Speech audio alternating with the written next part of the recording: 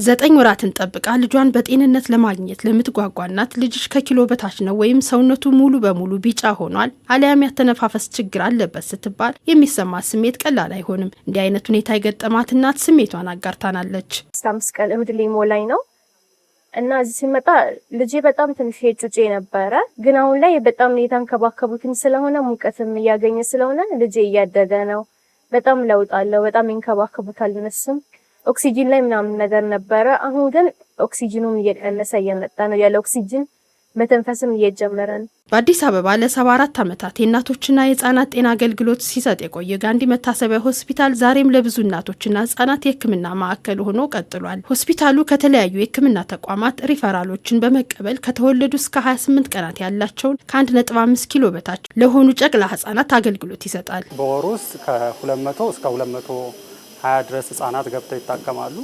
ከሚታከሙት ህፃናት ውስጥ እንግዲህ ከ35 እስከ 40 የሚሆኑት እንግዲህ ያለ ጊዜያቸው የተወለዱ ጨቅላ ህጻናቶች ናቸው።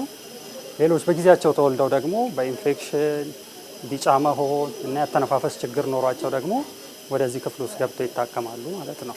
ኬኤምሲ የምንለው ወይም እናቶች በሆዳቸው ውስጥ አድርገው ከደረታቸውና በሆዳቸው መካከል አድርገው በውስጥ አድርገው የሚይዙበት ሂደት ነው። እሱ በጣም ጠቃሚ የሆነ ከኢንፌክሽን ማከም በተጨማሪ ደግሞ አተነፋፈሳቸው ላይ እድገታቸው ላይ በሽታ የመከላከል አቅማቸው ላይ ጥሩ ለውጥ ሊያመጣ የሚችል አገልግሎት እንሰጣለን። በጋንዲ መታሰቢያ ሆስፒታል በአስተኝቶ የህክምና ክፍል የሚታከሙ ጨቅላ ህጻናት ያለምንም ወጪ በነጻ አገልግሎት እንደሚያገኙ የህክምና ባለሙያዎች ጠቁመዋል። ለምሳሌ ያህል ብናነሳው ቢጫ መሆንን ብናነሳው እንግዲህ ከ10 ሺህ እስከ 20 ሺህ ብር በቀን ያወጣሉ ማለት ነው።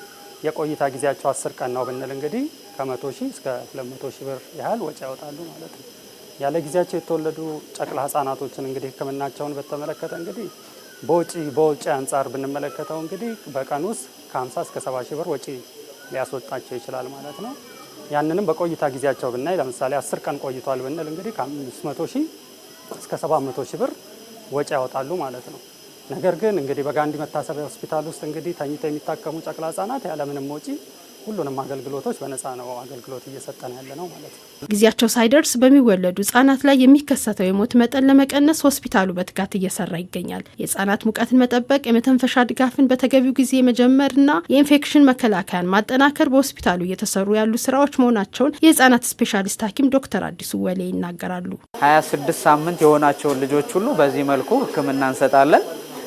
ይሄ ኢንኩቤተር የምንለው ነው ሙቀት እንዲሰጣቸው እንዲሁም ደግሞ አሁን እዚህ እንደምታዩ ያው ኦክሲጅን የምንሰጠው ይሄ ቫዩሲፓፕ የምንለው እዚህ ጋር የምታዩት ይሄ ቫዩሲፓፕ አዲስ የመጣ በተለያዩ ሀገራቶች የሚጠቀሙበት እኛም ሀገር በተወሰኑ ቦታዎች አገልግሎቱ የሚያገኙ ህጻናቶች ናቸው። የሳምባ ስሪታቸው ያላለቁ ልጆችን በደንብ ድጋፍ የሚሰጥልን እና ደግሞ ከተለያዩ ችግሮች የሚታደግልን ውጭ ላይ ብናረጋቸው ለተለያዩ የሙቀት መጠናቸውን በራሳቸው ፕሪዘርቭ አያረጉም ወይም አይጠብቁምና ለከፍተኛ የቅዝቃዜ ሁኔታ የመጋለጥ እድል ስላላቸው እዚህ ኢንኩቤተር ውስጥ አድርገን ነው እንክብካቤውን እንዲያገኙ የምናደርገው።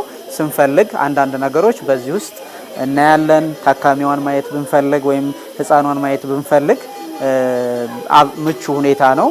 አንዳንዴ ደግሞ ያው ሁሉን ነገር በደንብ ማየት ስንፈልግ ደግሞ እንደዚህ ከፍተን እናያለን። በቀናቸውም ሆነ ያለ ቀናቸው የተወለዱ ጨቅላ ህጻናት ቢጫ የመሆን ችግር ሊገጥማቸው እንደሚቻል የነገሩን ዶክተር አዲሱ ቢጫነት ምክንያቱ ብዙ መሆኑን ጠቁመዋል። ብዙ ጊዜ ምንድነው ከደም አለመመሳሰል RH ኢንኮምፓቲቢሊቲ ወይም ABO ኢንኮምፓቲቢሊቲ የምንለው በህክምናው ከደም አለመመሳሰል ጋር ተያይዞ የሚመጣ የቢጫነት ችግር ነው። በኢንፌክሽን ሊሆን ይችላል ያለቀን የሚወለዱት፣ ከደም ግፊት ጋር የተያያዘ ሊሆን ይችላል ያለቀናቸው የሚወለዱት። እነሱን ነገሮች ወደ ጤና ተቋምም ሆነ ወደ ሆስፒታል በመምጣት ክትትል ቢያደርጉ የተሻለ ነው ብዬ አስባለሁ።